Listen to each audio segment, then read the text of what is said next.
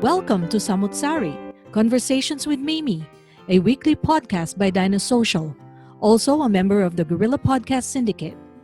Samutsari is where we can show that ordinary people do extraordinary things.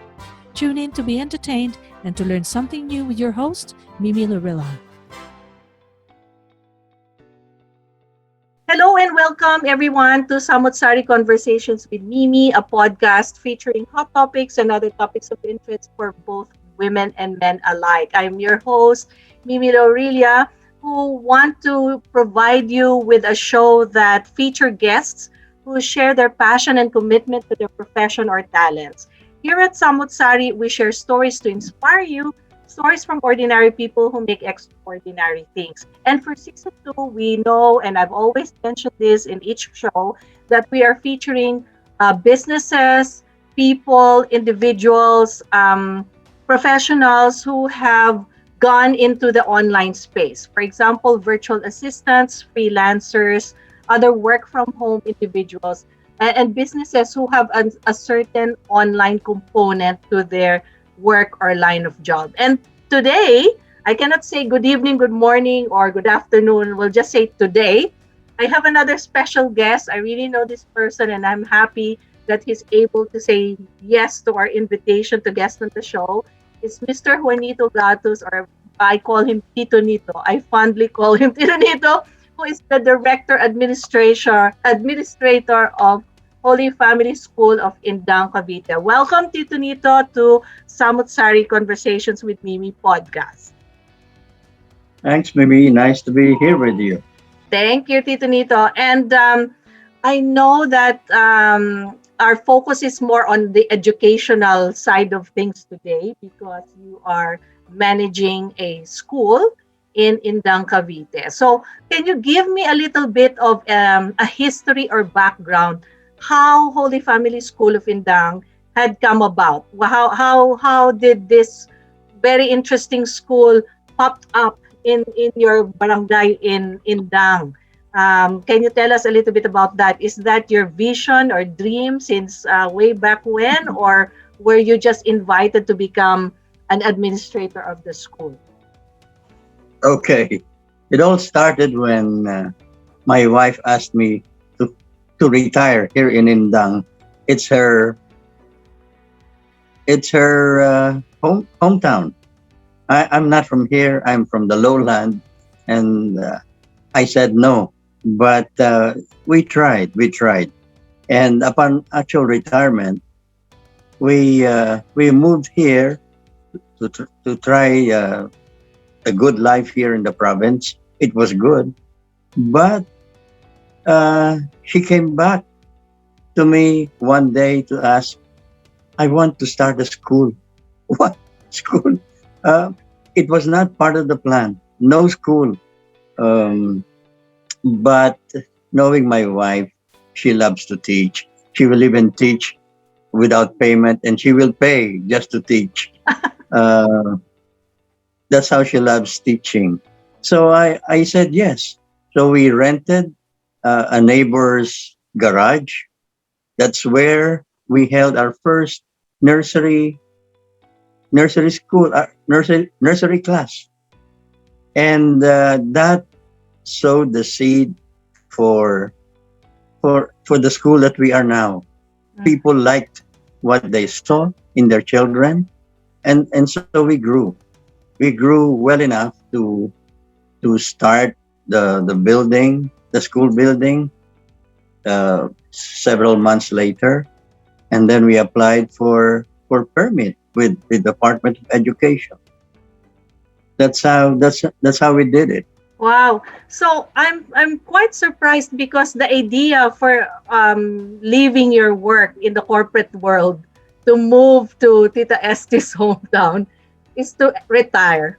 But what you did, both of you, is devoted your time to educating, providing quality education to the people in the area. So that's not my idea of a retirement. So in short, you kind of went different way, went a different route to your original plan. So what makes Holy Family School of Indang, in your opinion, Tito Nito, a different school from the other schools offering the same level? I think from, is it kinder? Do you start with kinder or nursery up to uh, the the end of the primary school?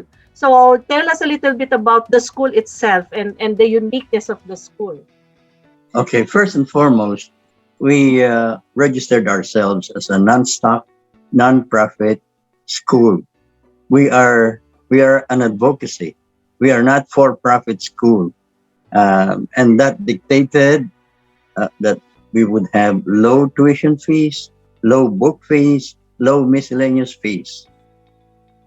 The trouble was we were doing well, but I remembered that we are in a rural area. The income of the people was not really that high. Mm. So after about a couple of years, I didn't see the growth that I was looking for in terms of number of students or pupils. So I decided that I should do something, and I what I did was I recruited my friends in Metro Manila and my business associates here and abroad and asked them to sponsor a rural child so that I could offer free tuition fees. And that worked. That worked because parents started to come in with their children. They love to send their children to private school, but they didn't have the money. Mm-hmm. So here, the scholarship program worked.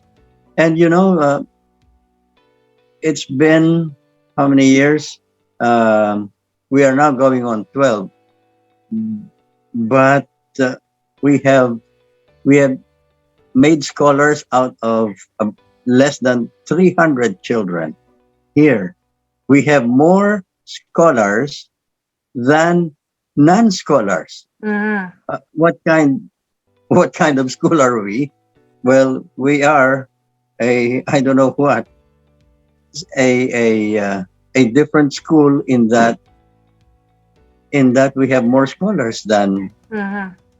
than non-scholars. Yeah. More children are sponsored by sponsors from abroad. Mm-hmm.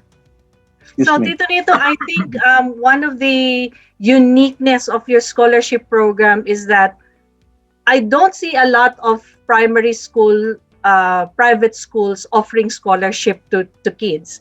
I Yes, know that most scholarships are high school scholarships by that's merit right. system. For example, because of your high grades, you automatically Yes, qualify for scholarship, okay, more so in the okay. university.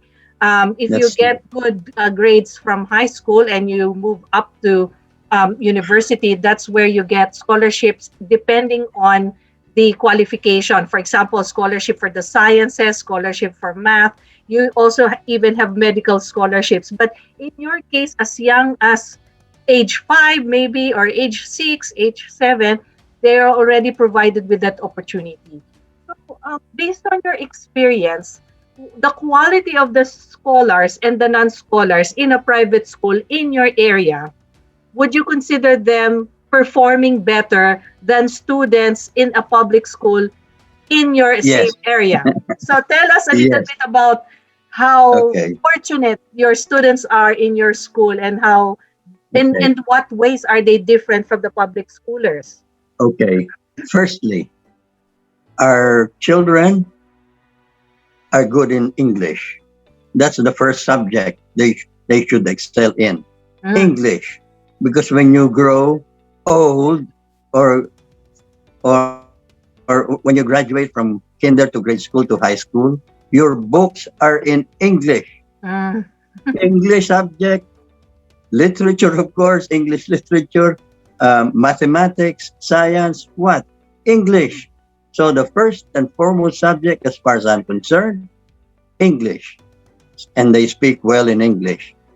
At kindergarten age, our children can read mm, and write English. Oh, so when these kids go to grade one, they are well advanced. And if they should go to another school, even in public school, they should excel, and they will. And we have examples. Our gold medalists here are earning golds elsewhere in high school. Um, that's the kind of product we have. Mm-hmm. And I wanted to say something, um, but go ahead. I Okay, think Tito I Nito. am So having a if too you much. remember it, you just blurt it out when you if you remember it. So what you're saying is that because of the quality of education that you provide, and you've really planted the seeds, you can see and you will hear a lot of testimonials from the parents and the students themselves that after they leave your school, they move on to bigger, better things, and they continue to achieve far better than the other students. So is there Mhm. a difference between the scholars and the non-scholars alike? I mean, are the scholars performing better than the non-scholars, or are they performing at par with each other? There is no The difference. scholars, the scholars are performing better, but I wanted to make sure that I'm able to point out that our scholarship program is not based upon the intelligence of the kid, but on the social status of the family. If the family is low income or a one income family, or the child has been abandoned, which is very common here, then I want to support that child. Mm, He or she will become a scholar. It's mm, not her fault that she got abandoned. So we will take her in as a mm. scholar. We are looking out for those kids. And the I'm not a sociologist, but I think demographics will tell us that there's a lot of um, broken families in the Philippines, especially here in the province.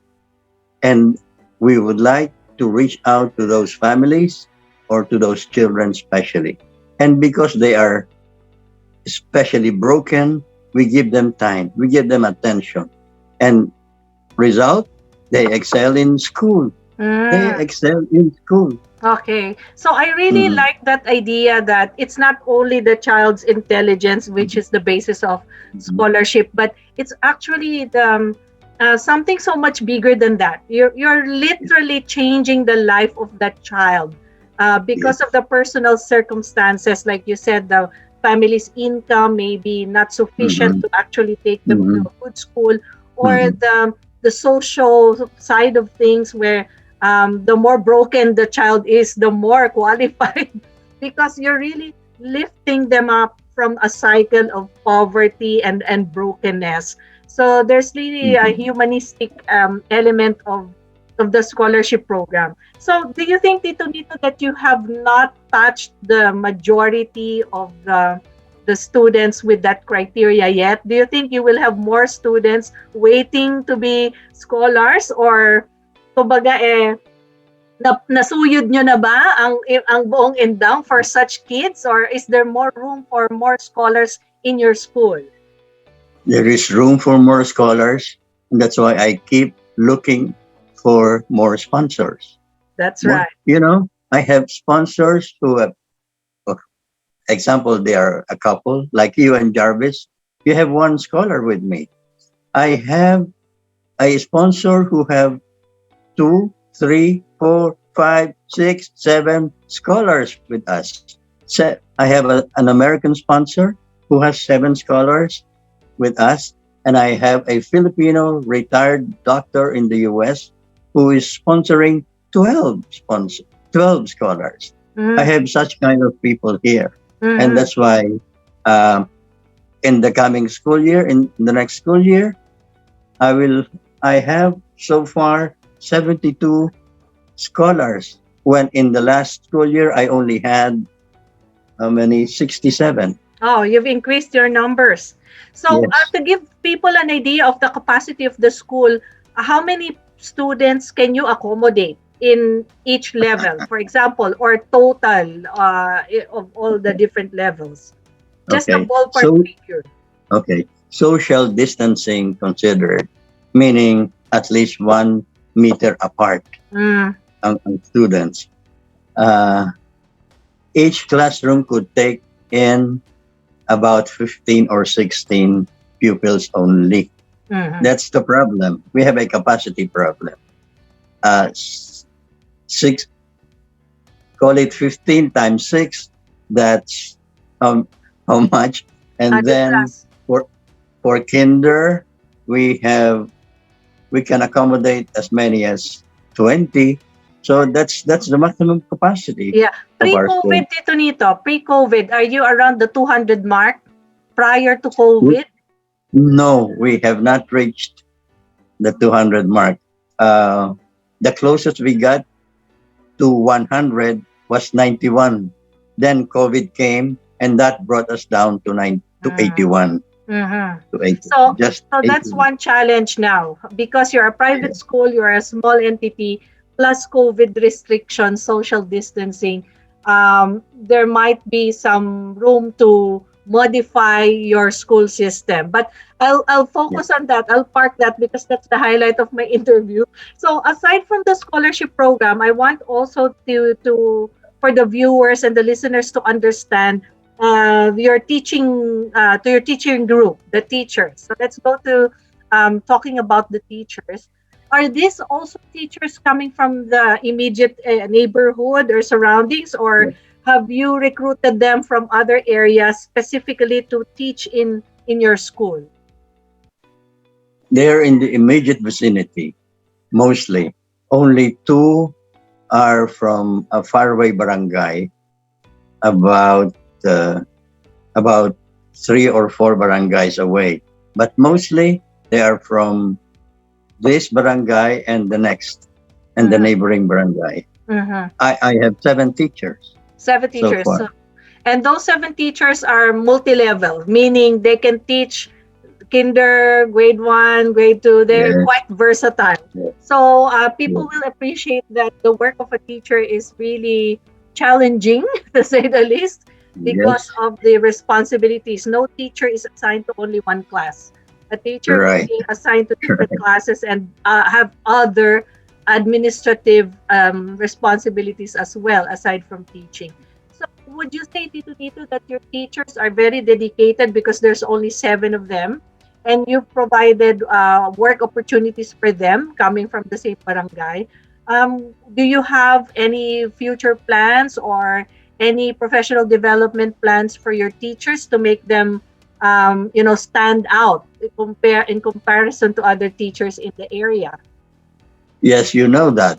I asked you once to give our teachers a seminar. You gave us two, I think. One Yeah. of one of which was to improve their communication skills in English. And I every year I ask them to attend seminars outside for enhancement. And what I really want to do for my teachers is to, I don't know if I could get a benevolent sponsor who can help me with the salary of my teachers. You know, probably to put up a foundation so I can really keep my teachers by giving them good salaries, good benefits. As as meek and humble as we are, we our school provides insurance coverage to our teachers. You don't do that here, but Mm. we do. And then I provide food allowance. You don't do that here, but we do. We provide transport allowance. We do that here because the take-home pay of our teachers should be theirs. Should not Mm. be reduced further by spending on food, on transportation, and insurance, and blah blah blah. Mhm. So they get small salaries, fine, but it's almost always untouched Mhm. because we provide for the allowances, Mhm. which other schools don't.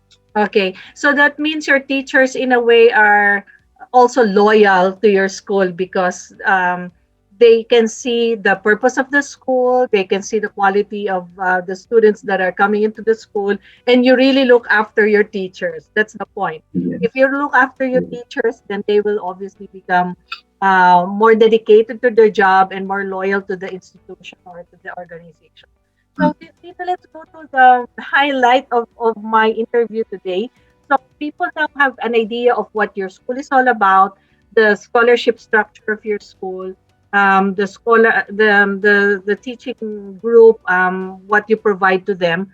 As in any school all over the world, you've been hugely impacted by COVID-19 from last year. And I want you to explain to me a little bit how your situation is different or the same as in any public school in the Philippines, especially in your area. Is there any difference in the way that you've experienced COVID-19 from a public school? Did you get enough support from the Department of Education, or it was more challenging because you are private? We are a private entity. Yes, it's challenging because we are not public.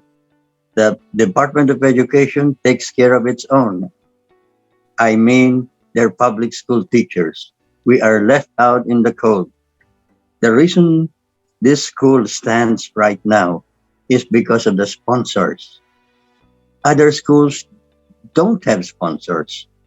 That's why they collapsed. They closed shop. Our school stood, small as we are. Our, we are still standing because we have sponsors to provide funding for the tuition of the children. And I think that's the presence of God in our school. I am telling my friends, God lives here. That's Yeah. why He takes care of our school and our children. I meant to tell you something. Here comes again my senior moment. But That's yes, go ahead. That's okay. So Tito Nito, you're telling me that your rival or competitor public schools have folded up. So to No, me, no.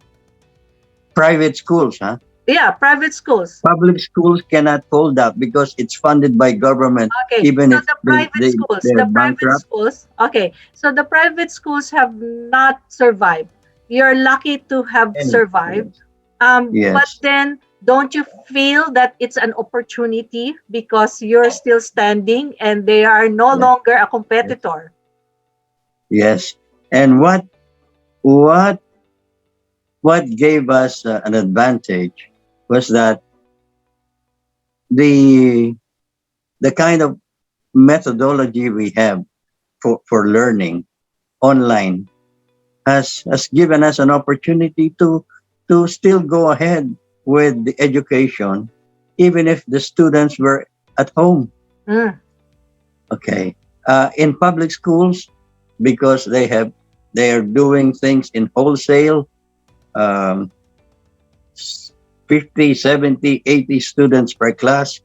And here we are, konti lang kami, maliit lang. We are able to attend to our students. And we offer them combination um, video modules, activity sheets, and books. Mm. And I tell you, the kind of learning our children have here is way, way above the kind of learning students get from public schools. They Mhm. get nothing but modules that even parents cannot explain to their children. So, what do you expect the children to learn from Mm. that kind of Yeah. instruction? Actually po, I get goosebumps hearing that because um, that was a wonderful twist to the story, which was supposed to be very sad and bad because you think that you will not be able to cope with the Mhm. impact of COVID, but it was actually a good way to change the way you operate so that you can continue to do what you're doing, you can continue to do your mission, and at the same time, the change that you have introduced to your school made it more, what do you call that, opportune, both for parents and your teachers Uh-huh. na Uh-huh. tuloy-tuloy ang pagtutok nila sa mga estudyante. So I'm really Yeah. happy that this worked for you. So in this way, Tito Nito, have you found out that some other kids wanted to go to your school now because of the type of blended learning that you have introduced to Yes. them? How are you Yes. coping with that? Yes. I've been accepting applicants for scholarship. Parents have learned about what we do here. But again, even if they want to, money is still cons- a consideration. They still have to pay. Mm, They still have to pay a private school. But they take heart now because for the coming school year, we are doing away with books and just pushing through with video modules and activity sheets.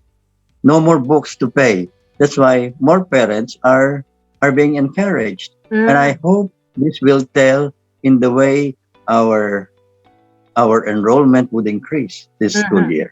Okay. So that means the purpose of our conversation, Tito Nito, is something like a learning tool for Mhm. other schools, maybe, or for other parents to consider something else for their kids. Because sometimes Mhm. parents are locked into a certain way of Mhm. thinking or a Mhm. certain mindset that is sometimes counterproductive to the learning of the kids. So because some parents are completely hands off to the children's education, Mhm. so Mhm. they Mhm. rely on the teachers to do that. But now that the Mhm. teachers really require more input from the parents, they don't know how to Yes. handle it. But in your Yes. case, because you've asked me how else we can improve it, I'm pretty confident that your model, your new teaching model now, is ensuring that no matter if you are going back to regular, you're continuing COVID normal, and moving on, thinking about the future, you can continue to adapt and change and keep up with the change. So in that way, I'm pretty proud of your school. And hopefully nga po, because more people are coming in and wanted to do that, siguro next time mag-introduce na rin kayo ng subsidy system, no? In terms of the gradient of the scholarship, siguro merong 50% scholarship, Mhm. 50% subsidized, 100% scholarship, just so you can accommodate more kids and perhaps Yeah. recruit more teachers. That's my dream for the school because you're that this is the opportunity for you. This has opened a lot of things for your school. Don't you agree, Good Tito Nito? idea. Mm. I have that in mind. That's a good idea. It's something like a way for other sponsors then to come into the party, offering something small muna until they can provide more That's right. financial support. That's So right. That's maybe right. even a student who has a little bit of extra money can sponsor a little kid. So it's not always Mhm. parents who can do that. So I'm That's thinking right. that your experience, people might say, "Oh, you're just like any other school who tried to go online." But as you said, not all of the schools can actually do that. Siguro po blessing din yung small entity lang kayo. You can contain Yes. everything and you don't get too Yes. overwhelmed.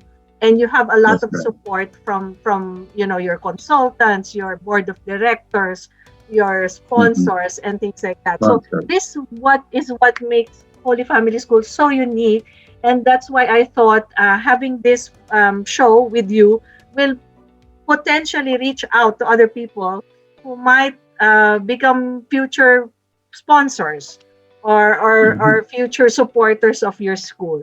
So I hope.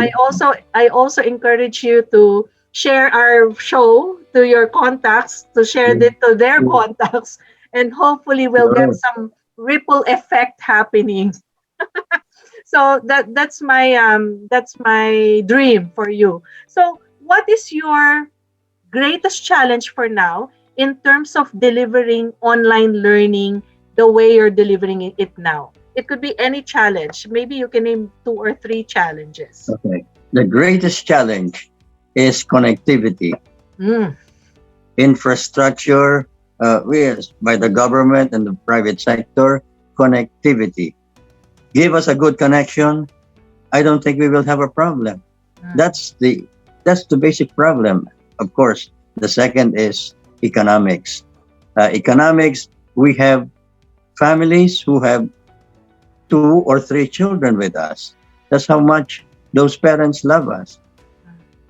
The problem is the parent only has one desktop or one laptop Device, yeah, at one home. device. What about the children? She has three children, so they have to divide the time among them. That's the second challenge. But just about it's really beyond us. But we're trying to live with what we are faced, Mm-hmm. and I think we're doing it. We're doing it well enough. Yeah. So really, even here, Tito Nito, in Australia, you wouldn't believe people are still claiming that there are some students who don't have the proper device to use in school.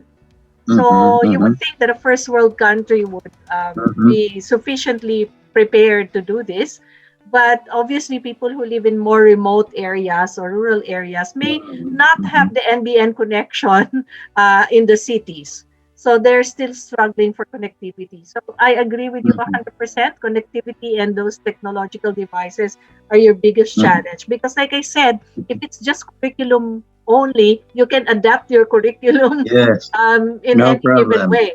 Yeah, but Yes. connectivity is going. So we need to write to Elon Musk, for example, of Tesla, to give you your Why not? own, to give you your own. What do you call that? Torre Power. tower, signal tower. Um, Why not? yeah, and the other thing, Tito Nito, that I forgot to mention is there might be other ways of delivering content na hindi masyadong gagamit ng grabing bandwidth. I think based on my research, marami na pong mga live streaming platforms that Mm-hmm. allow you to omnicast. You know, you use different apps or software to allow you to broadcast to as many, if that's another way of doing it from the comfort of your school to the children's Mm-hmm. homes. Like Mm-hmm. it's more like a streaming thing. But then again, you will rely on that one signal from where you are located. So for those people who are still wondering where is this barangay of Tito Nito in Indang, it's really what how do you describe your barangay, Tito Nito? Are you really far from the amenities? Are you really far Yes. from the center of commerce? Yes. Yes. We are a rural barangay. Oh, about 20-25 minutes from the poblacion, from the town proper. Mm. And So that's going to be another challenge, which is your geographical location might not uh-huh. reach the signal very, very well. So it's really even a miracle that we are still online right now and That's not right. really breaking That's up right. at this time of the day.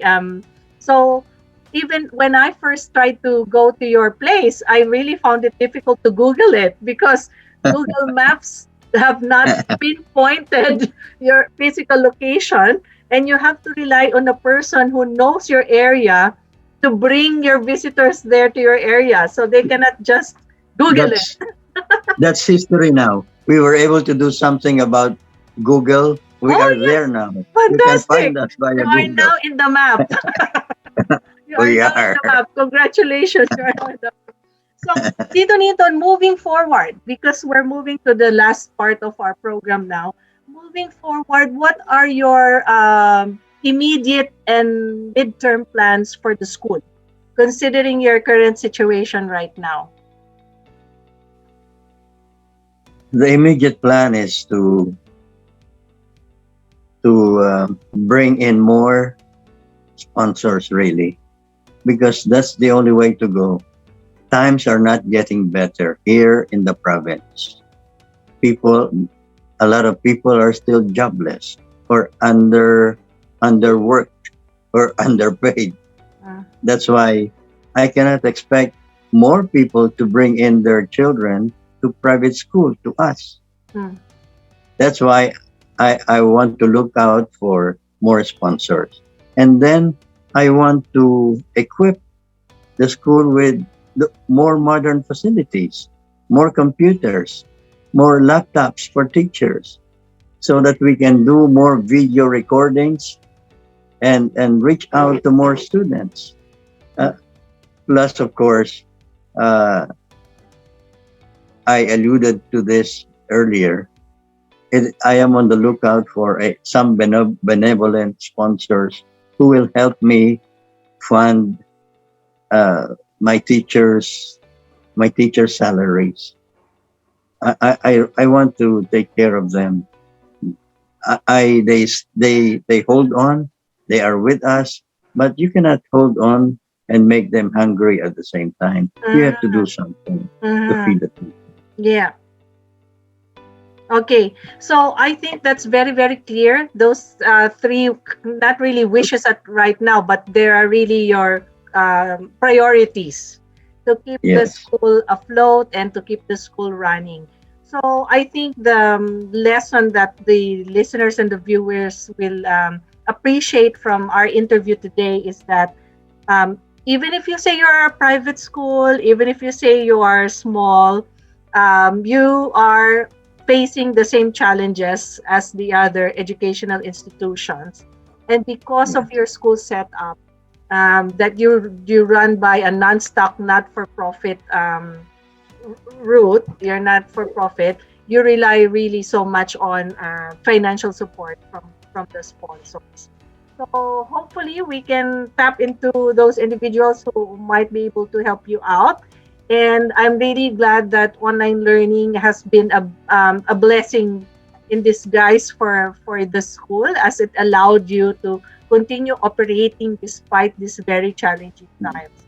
So Mhm. I really want to thank you, Tito Nito, for being with me today, for Thank sharing you. your knowledge, your experience in running your school, and for still keeping the standard of the school and the vision and the mission of the school, and for really trying to be that special entity in your barangay that provide quality education to the needy, the people who really deserve to get the best education possible. So yun nga yung mga kabataan na not just financially needy, but really you want to pick them up and make them whole again.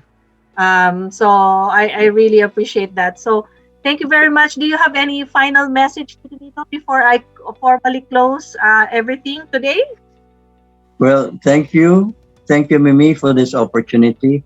I hope we are able to reach out also to many of your friends or other viewers who may be in a position to help us out here, given the things that we do for the community, to provide quality education to the rural poor, and that is really our advocacy. I hope we can get help somewhere. Yeah. Thank you very much for this Thank you, opportunity. Tito Nito. Help will be available.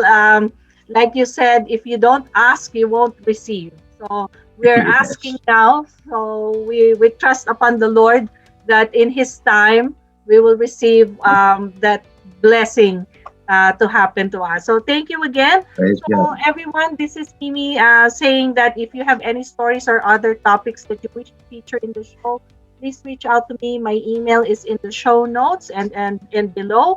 Samutsari is a member of the Guerrilla Podcast Syndicate, and you can also reach out to Guerrilla Podcast Network for other shows. And if you want to connect with me or you want to reach out to Tito Nito School to help them out, please don't forget to just send us an email and we'll facilitate that communication for you.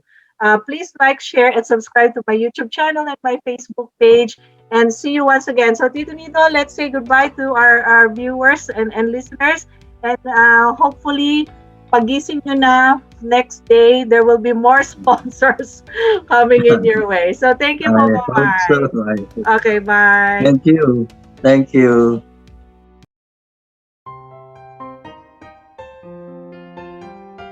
If you find value in this episode, make sure you like and subscribe to be notified of new releases. If you have any questions or suggestions, please reach out to Gorilla Podcast or send us an email at mimi@dinosocial.com. Spread the word and don't forget to tune in next time.